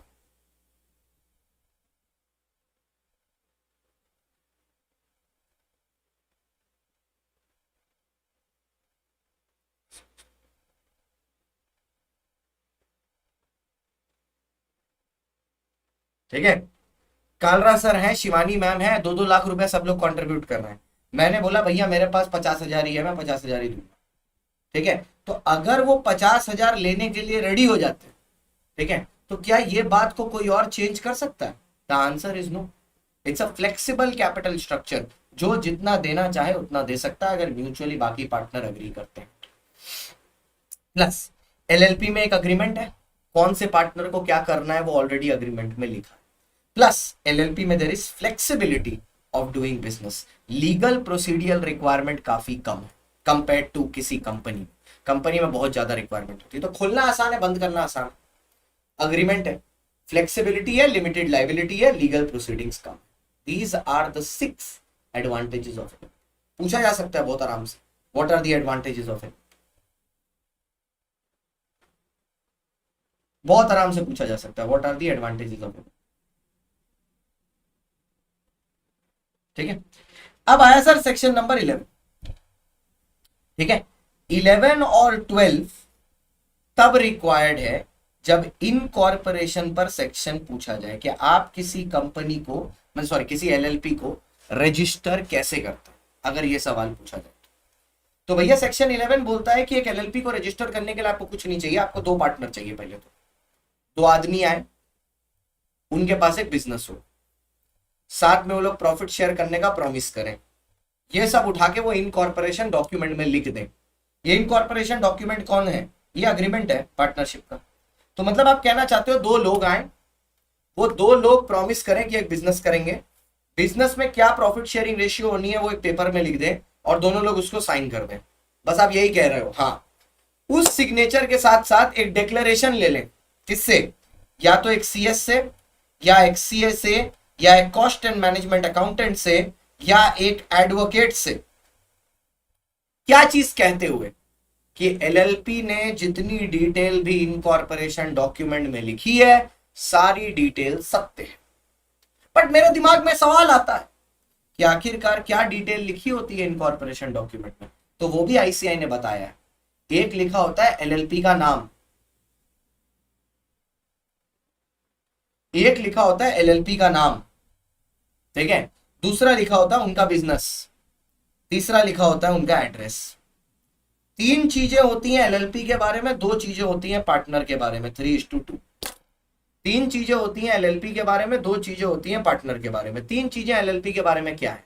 एलएलपी का नाम, एलएलपी का एड्रेस, एलएलपी का बिजनेस। एलएलपी का नाम, एलएलपी का एड्रेस, एलएलपी का बिजनेस। एलएलपी का नाम, एलएलपी का एड्रेस, एलएलपी का बिजनेस। नाम, एड्रेस, बिजनेस, एनबीए, वो बास्केटबॉल वाला होता है ना, नाम, बिजनेस, एड्रेस। ये एलएलपी का 3 चीज हुई। बाकी 2 बोला पार्टनर का। पार्टनर का क्या? डेजिग्नेटेड पार्टनर का नाम और एड्रेस, और नॉर्मल पार्टनर का नाम और एड्रेस। 2 चीजें पार्टनर के बारे में बता दो, 3 चीजें डेजिग्नेटेड पार्टनर के बारे में बता दो। ये 5 चीजें इनकॉर्पोरेशन डॉक्यूमेंट पर लिखो, सारे लोग साइन करो, साइन करके एक सीए, सीएस, सीएमए या कॉस्ट अकाउंटेंट से सर्टिफिकेट ले लो कि तुमने सारी चीजें सत्य लिखी हैं, और इसको सबमिट कर दो रजिस्ट्रार के पास ऑनलाइन। ठीक है, इसका एक फॉर्म भी होता है, वो भी बता देता हूं। फॉर्म होता है FiLLiP, form for incorporating limited liability partnership electronically, FiLLiP, form number FiLLiP, उसका नाम ही है फिलिप फॉर्म। ठीक है,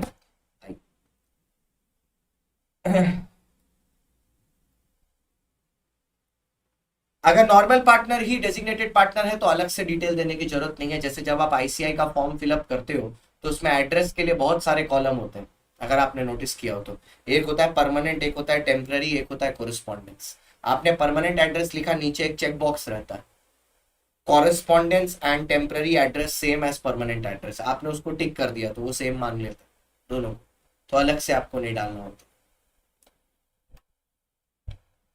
ठीक है, आपको उसको अलग से नहीं डालना होता।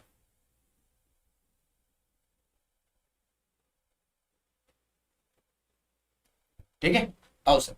लेकिन सर अब मान लो आपने इंफॉर्मेशन दी, ये सारी इंफॉर्मेशन आपने आरओसी के पास सबमिट की, उसने चेक किया, उसने चेक किया और उसको पता चल गया कि आपने इसमें कुछ झूठ लिखा है। सीधा तुमको 2 साल के लिए बेटा जेल में डाल देगा, up to 2 years, up to 2 years तुमको जेल में डाल देगा, एंड यू विल बी चक्की पीसिंग, चक्की पीसिंग, चक्की पीसिंग। और साथ में पेनल्टी भी लगेगी 10,000 से लेके 5 लाख तक। ये पेनल्टी ये वगैरह डिसाइड कौन करता है? ये सब डिसाइड किया जाता है ट्राइब्यूनल द्वारा। ट्राइब्यूनल क्या होता है? ट्राइब्यूनल वो स्पेशल कोर्ट है जो हाई कोर्ट ने बनाया है। हाई कोर्ट तो पता होगा, सुना होगा नाम। हाई कोर्ट ने बनाया है एलएलपी रिलेटेड और कंपनी रिलेटेड मैटर्स को सुनने के लिए। एलएलपी के लिए प्रोफेशनल बेटा कोई भी बना सकता है। आप डॉक्यूमेंट रखिए, आप भी एक अपने जैसा दूसरे, आप रोशनी है, एक बल्ब खोज लीजिए और दोनों लोग बल्ब और रोशनी मिलके आप भी एलएलपी बना सकते हैं, कोई प्रॉब्लम नहीं। ठीक है, आप भी बना सकते हैं। तो ये जिन लोगों ने भी, जो भी पार्टनर ने इसमें जो उल्टी सीधी इंफॉर्मेशन दी है, तो उनको 2 साल तक की जेल होगी और minimum penalty 10,000, maximum penalty 5 lakh तक लगेगी। लेकिन मान लो सर इंफॉर्मेशन सारी सही है, ठीक है, तो ये सारे डॉक्यूमेंट आरओसी के पास जाएंगे। आरओसी 14 दिन का टाइम लेगा, 14 डेज का, और 14 डेज के एंड में वो आपको एक सर्टिफिकेट ऑफ रजिस्ट्रेशन दे देगा कि आज से आपका एलएलपी रजिस्टर्ड है। जिस दिन से आपका एलएलपी रजिस्टर्ड होगा, आपका बन जाएगा एक LLPIN, limited liability partnership identification number, LLPIN, limited liability partnership identification number. Section number 8, 9, 10 C inter में है जसप्रीत, ठीक है, लिमिटेड लाइबिलिटी पार्टनरशिप आइडेंटिफिकेशन। ठीक है, आप ये करके अपना आज से आप रजिस्टर्ड हो जाओगे। देखो हमने जो फोटो खोल के दिखाई थी ना आपको, ये देखो इनके नाम के आगे ये लिखा हुआ है ना, ये इनका है LLPIN, रजिस्टर्ड लाइबिलिटी LLPIN इनका नंबर। ठीक है, AGG स्टार्टिंग में लग गया और बाद में इनका नंबर आ गया। ये है इनका LLPIN, LLPIN। अबे क्या क्या दब गया? Limited liability partnership identification number. अब ये देखो LLPIN जो है ये आपको मिलेगा कहाँ से? अब यहाँ देखो MCA का पोर्टल है, ये MCA.gov.in, ऊपर देखो सरकार कौन सी खुल रही है वेबसाइट, ठीक है, MCA। यहाँ पर जाके आप अपनी सारी की सारी MCS सर्विसेज में आप अपने LLP को रजिस्टर करवा सकते हो, जो आप करना चाहो। ठीक है, देखो यहाँ पे लिखा है LLP फाइलिंग। अब इस पे क्लिक करके मैं अपने LLP को रजिस्ट्रेशन कराने के लिए एडिशनल सर्विसेज जो भी चाहूँ कर सकता हूँ। ROC मतलब registrar of companies, registrar of corporate bodies. ठीक है, रजिस्ट्रार ऑफ कॉर्पोरेट बॉडीज। जैसे आप जब पैदा होते हैं तो आपका म्युनिसिपल कॉर्पोरेशन में कोई आदमी रिकॉर्डिंग करता है। आ जाओ सर, खत्म करते हैं। फिर आया sir section number 13। Section number 13 बड़ा सिंपल सा है, बोलता है एक बार एक LLP बन गया तो अब LLP का एक रजिस्टर्ड ऑफिस होगा। सर पहले भी तो ऑफिस था बट वो रजिस्टर्ड नहीं था ना, क्योंकि रजिस्ट्रेशन तो हुई नहीं थी।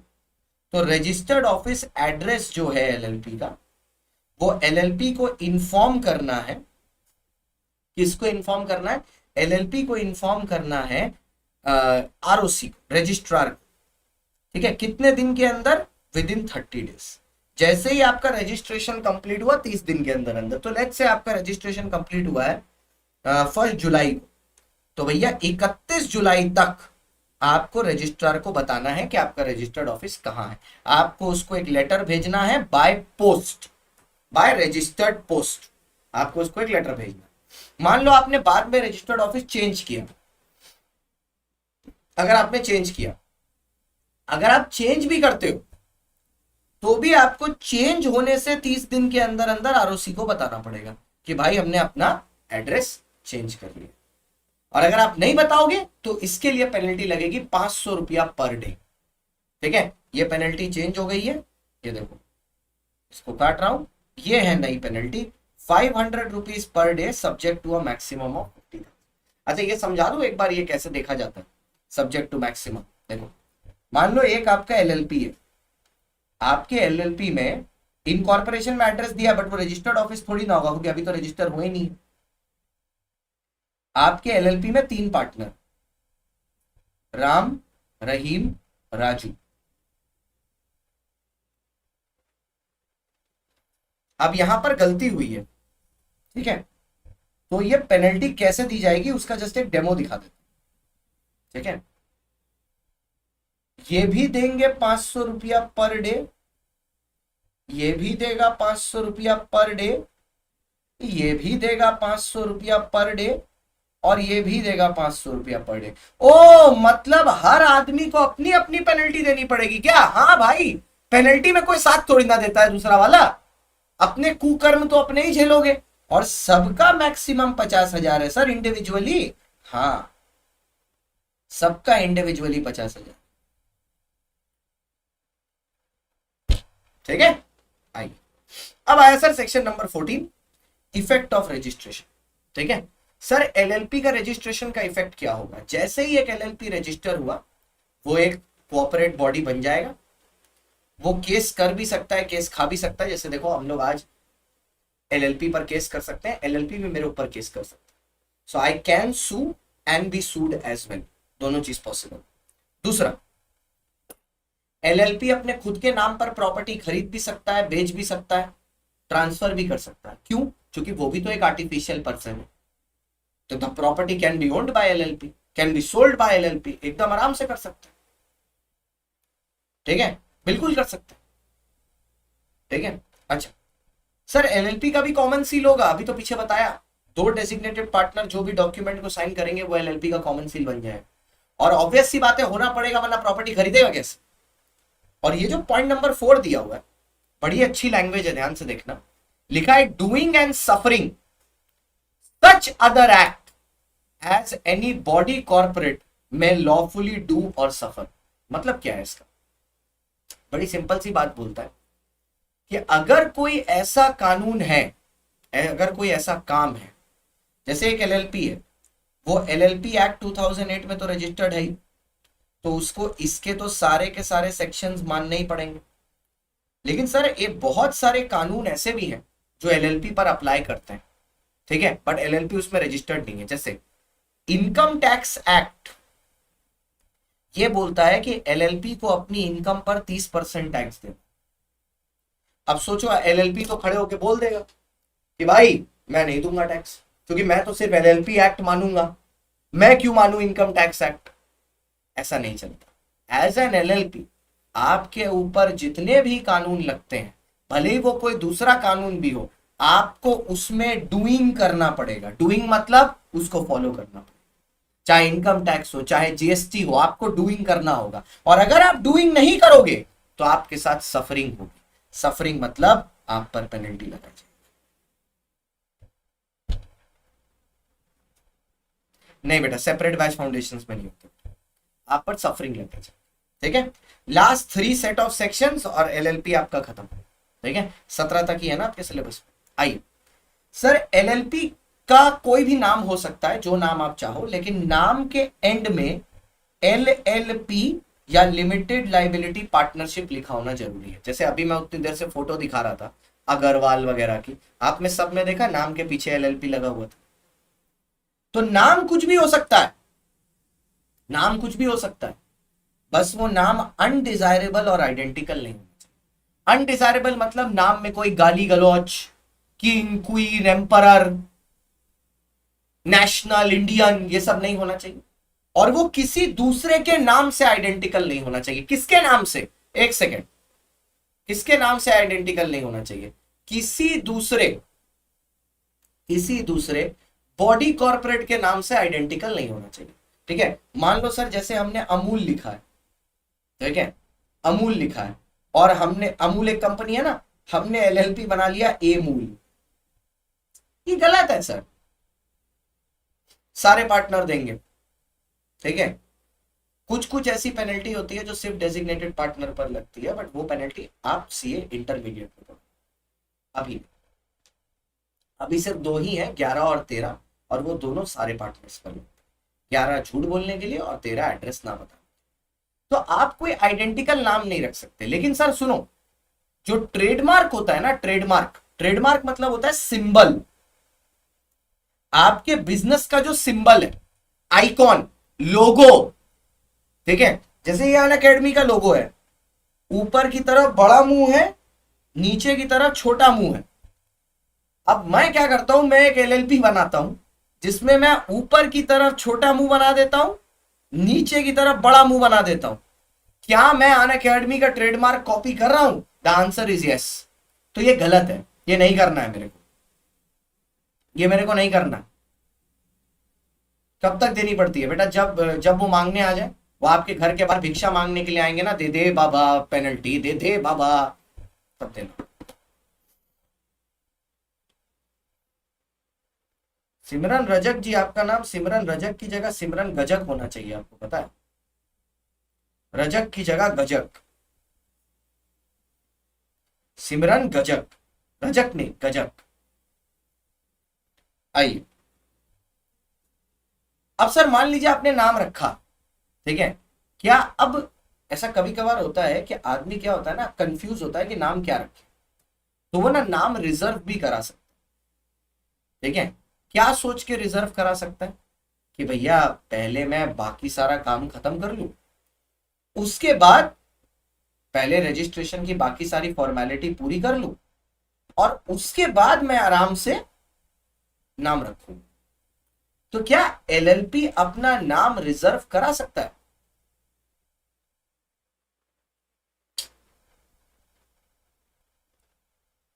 Kunal, there is no stamp in case of LLP. It needs to be signed by two designated partner. Kunal, is it entering your thick skull?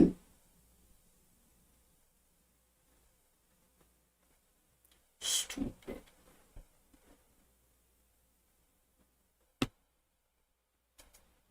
आइए,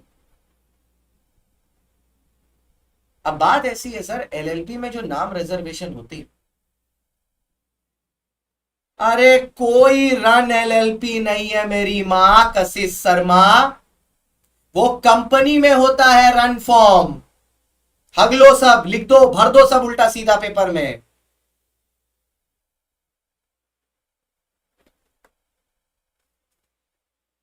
ए भाई, हाँ, सर हम चैट ही नहीं देते, कर दिया, खत्म कर लेंगे फिर देखें। तो सर जो रिजर्वेशन ऑफ नेम की बात करते हैं, तो एलएलपी अगर नाम अपना चाहे ना, तो वो पहले से भी अपना नाम रजिस्टर करवा सकता है। ठीक है, अगर वो चाहे तो अपना पहले से नाम रिजर्व करवा सकता है। जब रिजर्वेशन की बात आती है, तो एलएलपी कितने दिन के लिए अपना नाम रिजर्व करा सकता है? For a period of 3 months. यहाँ इस चैट में बहुत सारे बच्चे पढ़ने नहीं आते, जो पढ़ने आते हैं उनको पढ़ा, जो नहीं पढ़ने आते कोई नहीं, बैठो मजा मारो चलिए। 3 महीने के अंदर नाम रिजर्व करा, ठीक है। How many days? 3 महीना मैक्सिमम है। मतलब क्या है, अगर मैं आज नाम रिजर्व कराता हूं, तो वो reservation will be valid for a period of 3 months. How many months? 3 months. ठीक है, 3 महीने के लिए वो वैलिड है मैक्सिमम, 3 महीने बाद लैप्स हो जाए। सर कभी कभी ऐसा भी होता है कि कुछ एलएलपी अपना नाम बदल लेती है, मतलब पहले कोई और नाम के साथ शुरू किया और बाद में जाके अपना नाम बदल ली। ठीक है, तो क्या अपना नाम बदलने के लिए भी वो नाम रिजर्व करा सकती है कि भाई पहले बाकी फॉर्मेलिटीज पूरी कर लें, सबको बता दें कि नाम बदलने वाले हैं, फिलहाल के लिए एक नाम रिजर्व कर लेते हैं। रिजर्व क्यों करा रहे हैं? क्योंकि ऐसा ना हो कि जिस पीरियड में मैं कुछ और काम कर रहा हूं, कोई आदमी मेरा नाम लेके एलएलपी रजिस्टर करा।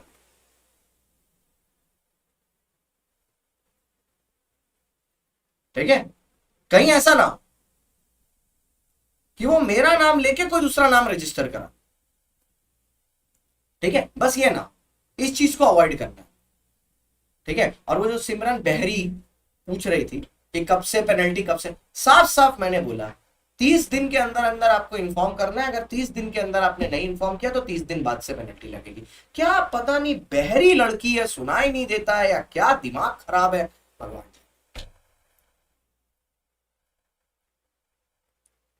आइए, अब सुनो सर, सेक्शन नंबर 70 हुआ क्या। आपने एक नाम रखा, ठीक है, आपने एक नाम रखा, ठीक है, लेट्स से आपने एक नाम रख लिया,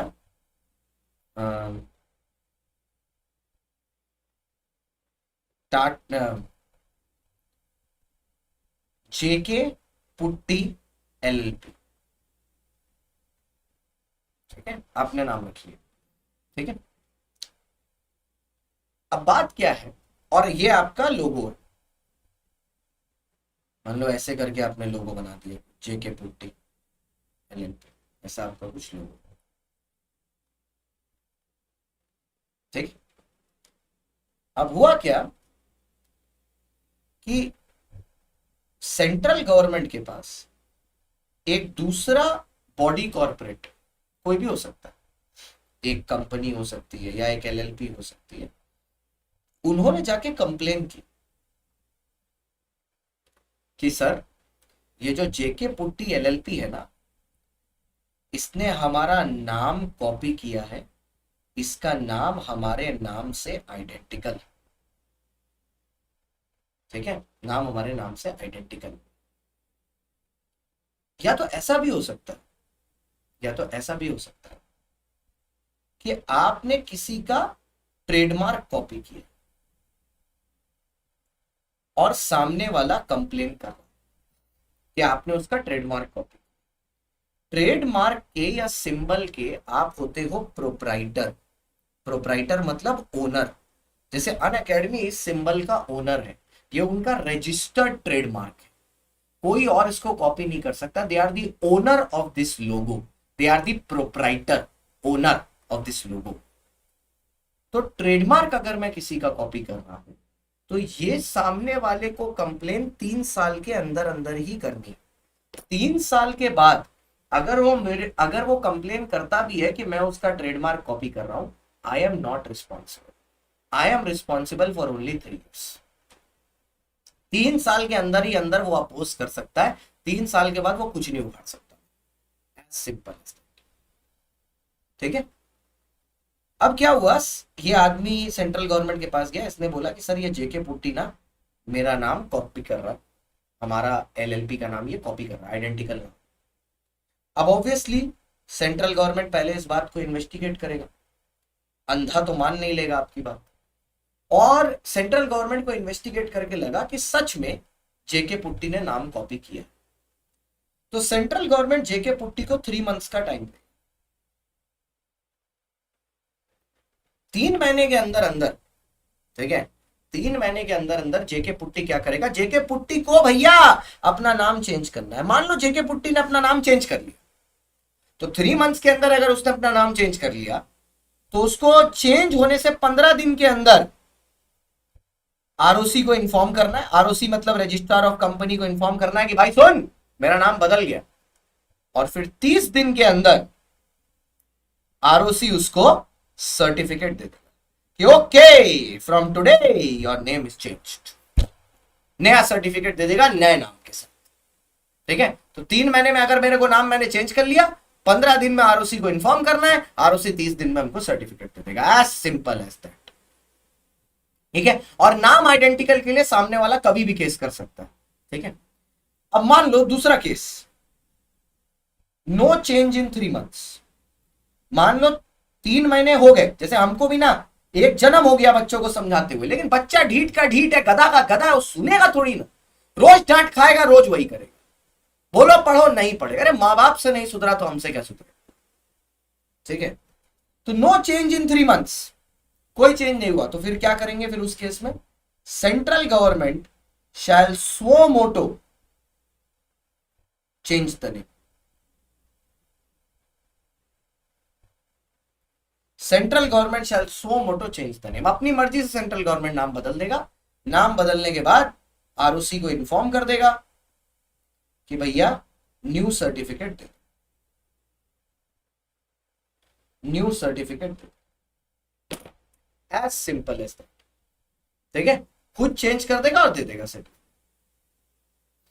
ठीक है, सर्टिफिकेट चेंज करके उसको, ठीक है, एज सिंपल एज दैट, ठीक है। सो ये पूरा प्रोसीडियर है सेक्शन नंबर 17 के अंदर। अगर आप किसी का नाम कॉपी करते हो, अगर आप किसी का ट्रेडमार्क कॉपी करते हो किसी प्रोपराइटर का, और उस बात को 3 साल हो गए, तो आप लीगली उसके अगेंस्ट कुछ कर ही नहीं सकते, क्योंकि तब तो उसने कॉपी कर लिया, अब आप उसका कुछ नहीं उठा सकते, ठीक है। ट्रेडमार्क में भी इनकॉर्पोरेशन सर्टिफिकेट कैंसिल हो जाता है क्या? आइडेंटिकल। पहली बात, इनकॉर्पोरेशन सर्टिफिकेट कहीं भी कैंसिल नहीं होगा दीदी। अगर ट्रेडमार्क है तो उसको चेंज करने के लिए बोलेंगे, वो खुद चेंज नहीं करेगा तो हम चेंज करा देंगे। कैंसिल तो मैंने कुछ किया ही नहीं, कहाँ मैंने रजिस्ट्रेशन कैंसिल, एक नया सर्टिफिकेट इशू किया। ठीक है। लास्ट एक डेफिनेशन है जो इंडिपेंडेंटली काफी बार पूछी जाती है, section 2 clause 1 sub clause TA, that is what is a small LLP। कि आखिरकार स्मॉल LLP होता क्या? तो भैया स्मॉल LLP एक ऐसा LLP है जिसमें जो कैपिटल कंट्रीब्यूशन है ऑफ पार्टनर्स, ये capital contribution of partners 25 lakh को एक्सीड नहीं करता, it is less than equal to 25 lakhs।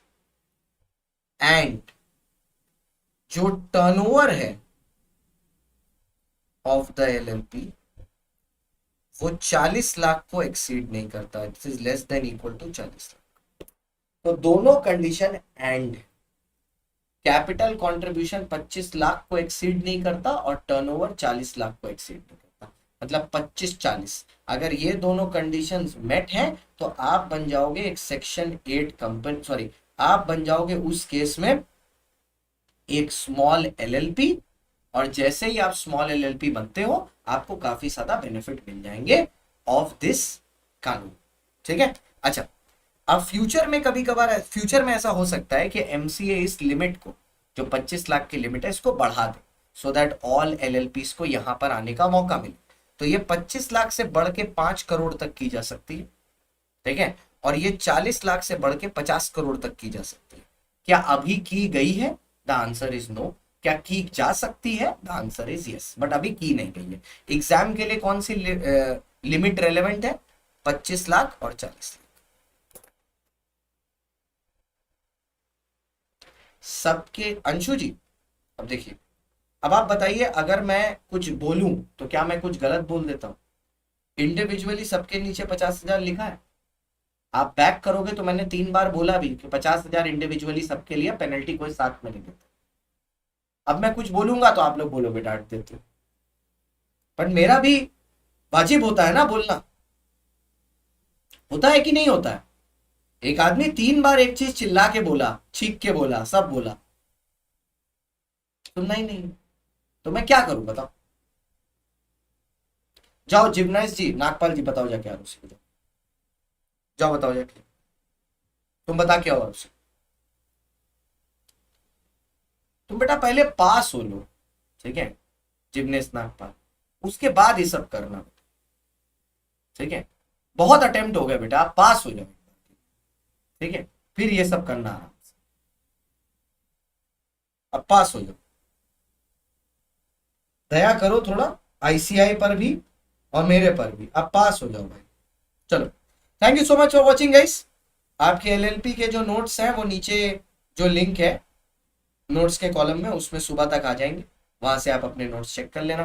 Thank you so much for watching guys, bye bye, see you, tata. हाँ तुम्हारा फर्स्ट है बेटा, सबका फर्स्ट है, यहाँ जितने हैं सबका फर्स्ट है, मेरा ज्यादा अटेम्प्ट, मेरा इस बार पेपर में स्मॉल LLP आइडेंटिफाई करने को आया था, वेरी गुड। वो स्मॉल LLP नहीं था, स्मॉल कंपनी था ईशा जी, और आप यही आइडेंटिफाई नहीं करते कि वो कंपनी नहीं LLP, LLP नहीं कंपनी था।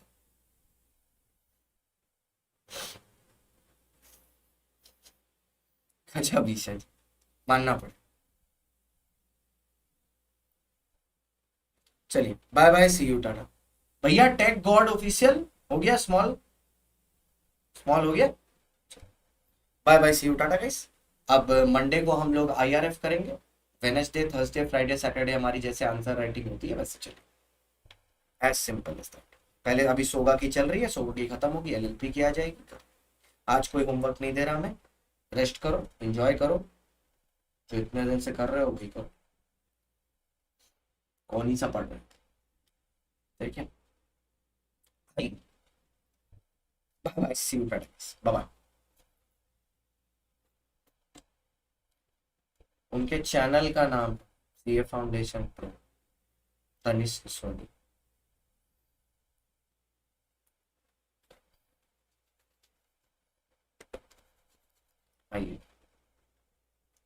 चलो सर।